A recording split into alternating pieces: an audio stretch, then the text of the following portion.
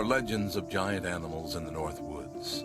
Sacred legends secretly passed down for generations by indigenous tribal elders. They believe they should be left alone.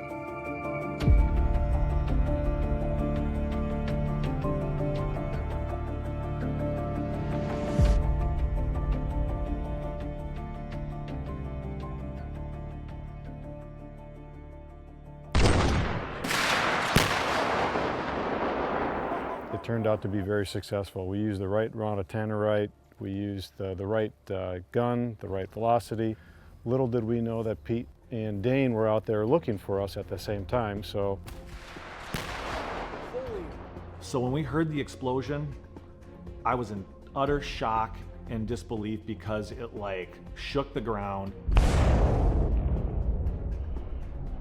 Kaboom! I mean, literally this compressive force of shockwave just hit us. Let's go, let's go, let's go.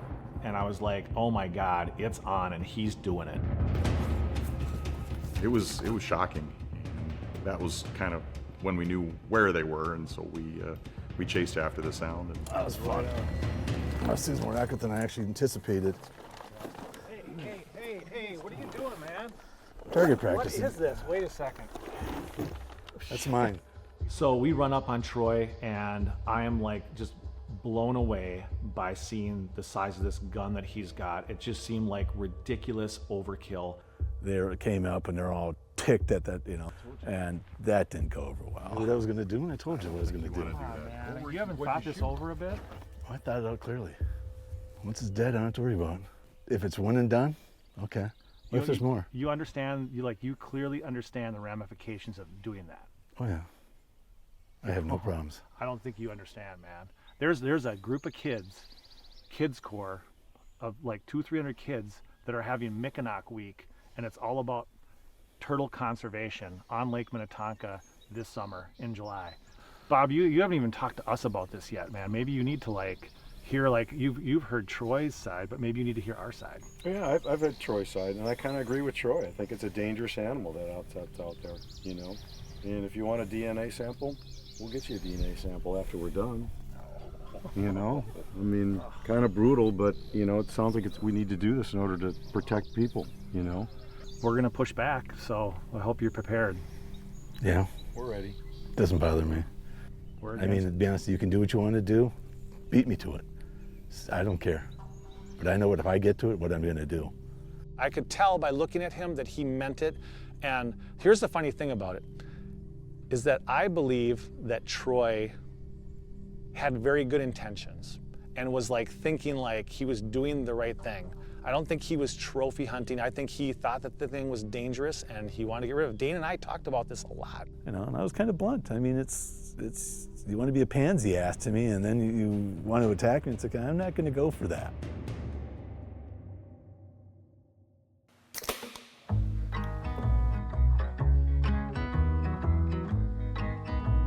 We got some people in the community now that are starting to find out about this giant alligator snapping turtle, and they are doing things in the community. It's kind of almost like this Save the Mickinock type of thing that's starting to happen. The Lake Minnetonka Area Kids Corps, there's a few hundred kids this summer from July 16th to the 22nd. It's Mickinock Week at Kids Corps.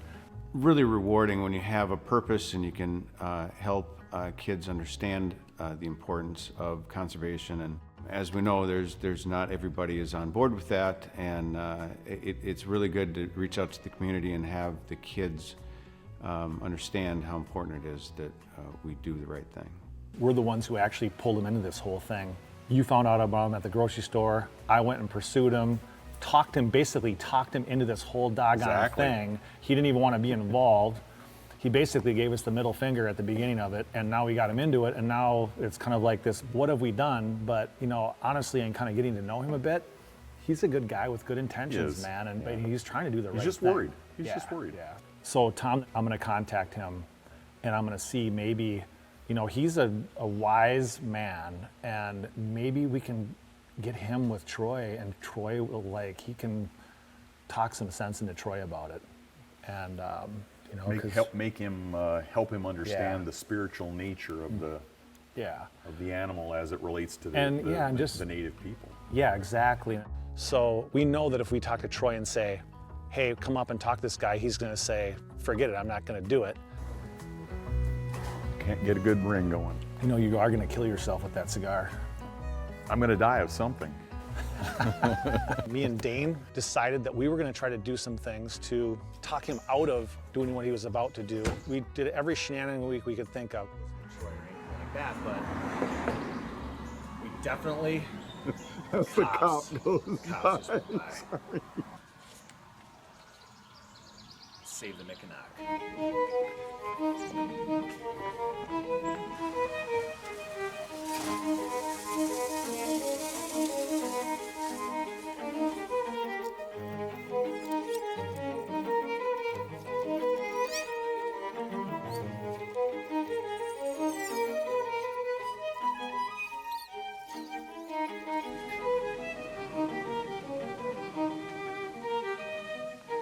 I think he's coming out. Let's get out of here.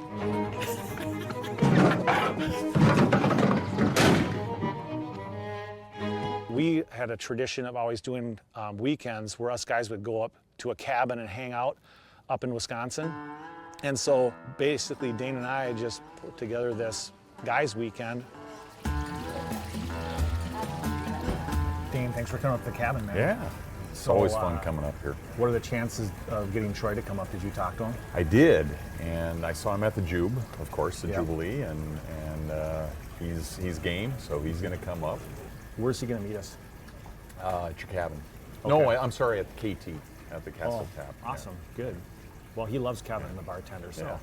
And I don't know if I told you this yet, but I've been in contact with Tom, the Native American, Okay. and his reservation is having their annual powwow tonight.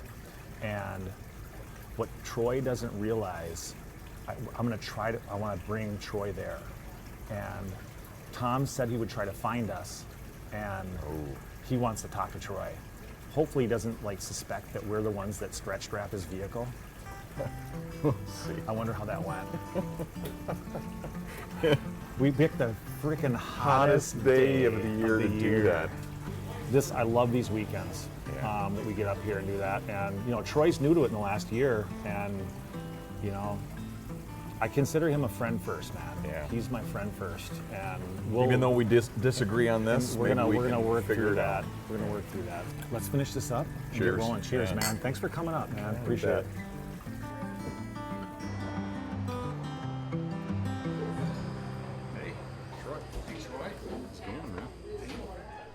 Well, the last time we were hanging out, things weren't that great, so I'm kind of surprised that Dane got you talked into coming up here, but I just want it to be a weekend that we hang out, we just do our normal thing, so let's be friends first, seriously.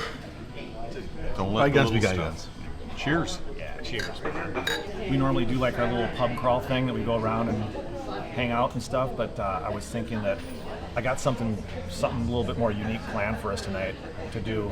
It's a little bit outside the box, I guess. So it's gonna take us a little while to get there. It'll be a little bit of a journey, but you know how that always works out, man. We always find some trouble and have some fun. And you guys up for it? I am. Cool. Yeah. Are you sure?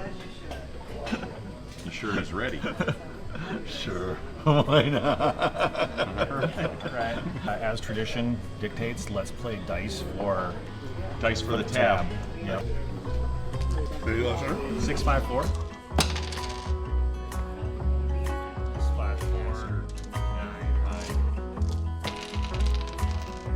654.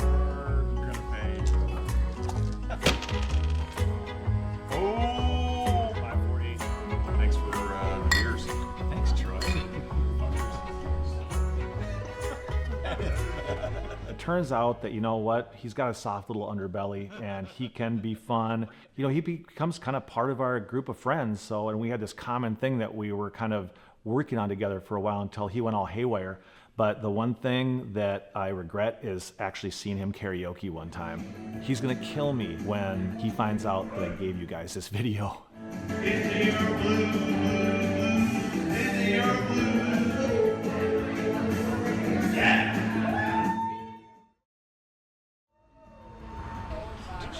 gentleman happened to swing by my house and maybe you put a little shrink wrap with certain freaking signs on it? What are you talking about? What happened? Lo and behold, I come out of my house and somebody had shrink wrapped my truck. And they put these Save the Micanox signs all over inside the shrink wrap. Maybe the word's spreading. Maybe somebody else knows. Kevin, come over here a second. Let's have Kevin chime in about this. What you guys up to today? Anything fun? Troy's got this preposterous idea that he's gonna like blow up a turtle. Tannerite, it can be done. So here's the game plan. You dig a hole, you put the tannerite underneath it, put a piece of plywood underneath, and you put the food above. How big is this thing? Because they kill 700-pound alligators with a 22 down south. He's shooting a 50 cal at this when he was practicing, which to me maybe would have been a little bit extreme. Overkill. What would you use, 5 pounds of tannerite, or would 10 do it better? 50. Oh. Why not just like catch it and move it, or call the Minnesota Zoo or something like that and go, we got this thing. And the DNR doesn't care if you... They created a turtle season that started on July 1st, which kind of sucks because Troy's hunting season started on July 1st. Bingo. How do you plan on trapping a 3,000-pound turtle? Let's figure that out. Do you think I would tell you? In my brain, as I'm thinking, you have a 3,000-pound turtle with a solid muscle. I mean, a turtle's different. Now, you can't trap it in the water because if you trap it in the water, you're going to drown it. And the problem is, if you get him on land, you have no access to availability of cranes, so you got to get him to the big lake. If you're going to get him to the big lake, you're going to be limited to where you can bait him. So then you also got to build a cage that you can pick up or snatch block because you got to find him and sonar him and then snatch him up. You can't scoop him. You're gonna you'll never scoop him. But you guys got to build a very large cage, very heavy, sturdy, at least 1,000 pounds. That's gonna be hard for him to use his strength against it, and at a shorter level so he can creep into it but can't fully extend his legs out. If that's how I was going to do it, that's how I would think about it. Thank you very much. I really appreciate that, Troy. I guess we've got like a little bit of a race that's going to happen here. I don't know if you guys have the ability or the capacity to do that. If you guys came up with a better solution, to how to capture this thing and where to keep it, maybe I could change my mind. I just cannot see it in the time frame that it would take because you have to get him to big water. You cannot get him in small water. Suddenly very happy with our adventure that we're going to go on tonight. Good luck in persuading him.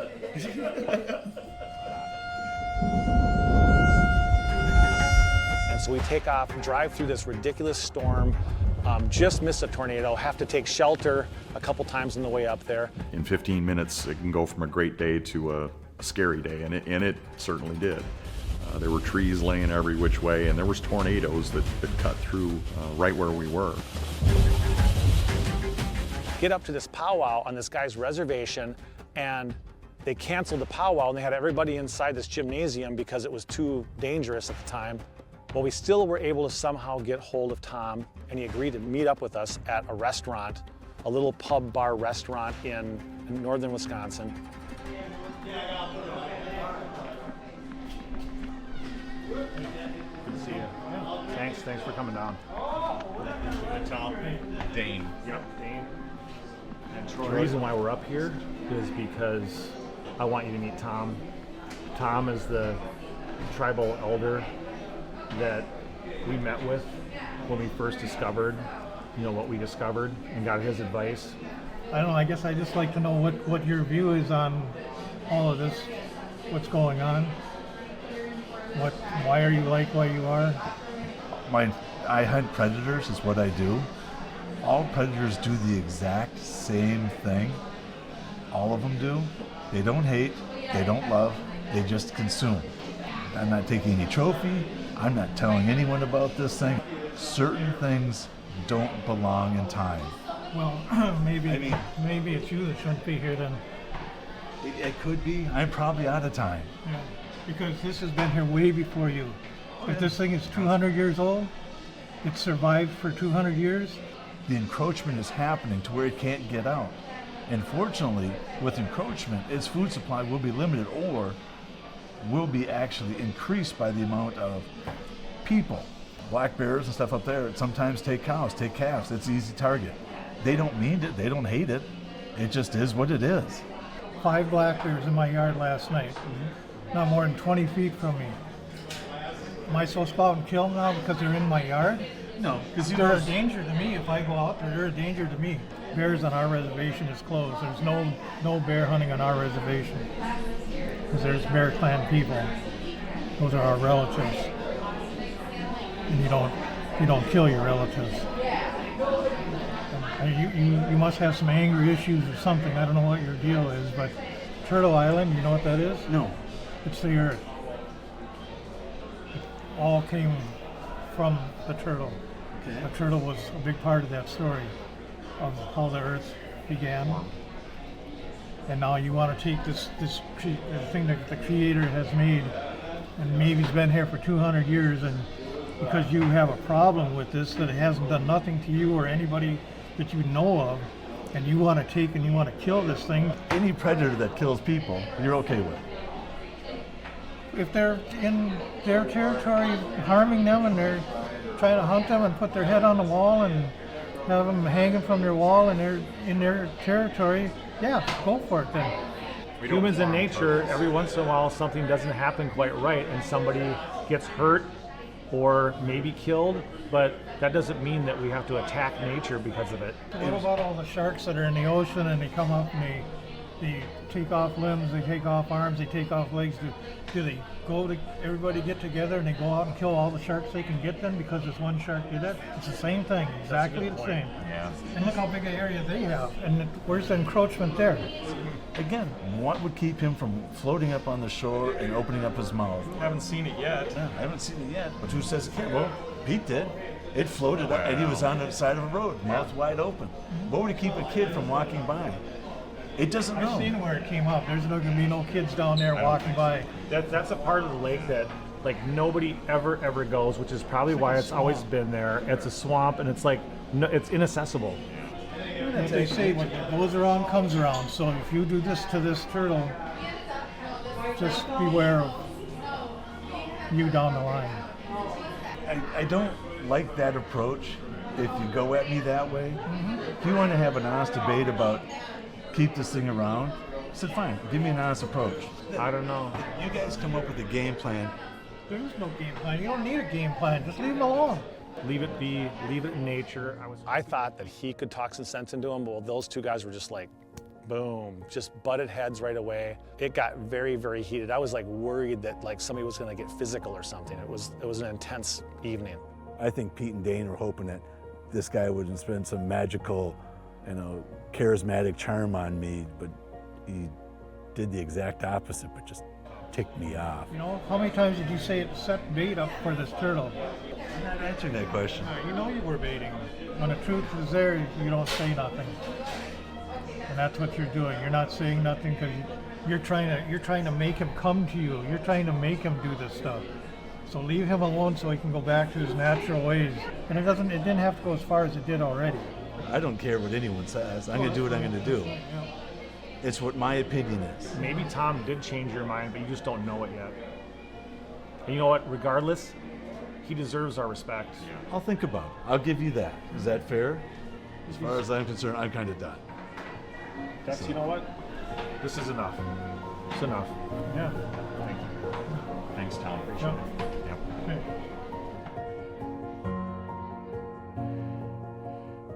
That was a mistake, because neither of those guys were listening to each other. I think that was a bit of a sneaky move on Pete's part. I was trying to give the guy benefit of the doubt, and he wasn't helping his case one bit with me. In fact, I actually was more determined after having that conversation. So I thought the golden goose egg was going to be having Tom meet with Troy. I thought that he would be able to talk some sense into him, and that seemed like it completely backfired. I had a pretty good idea where this thing was feeding. I knew he was starting at the smaller tributaries, and then he'd eventually move to the bigger water. To kind of spot him, I was setting the baits around, and you just kind of wait for him to come in. Once you know where he's at, then you keep him fed. That's what the trick is about when you're baiting, is keep him fed, keep him in the area. Now, admittedly, this takes 4 to 5 months to do. It's not an overnight deal, it's a process. And you just slowly work it. It's a lot of checking, it's a lot of drone work, it's a lot of cat and mouse. Just by nature, he's going to go a certain way. Finally, we figured out that there's going to be where he was coming around, there's going to be an intersection area where it's the final trek out to the big lake. He's been using that bait for a while. I know he's got to be here soon. I'll just keep pushing it.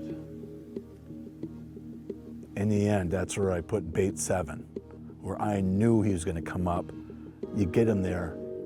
You're not going to keep him there, you're slowing him down. You get him some food before he hits the big water.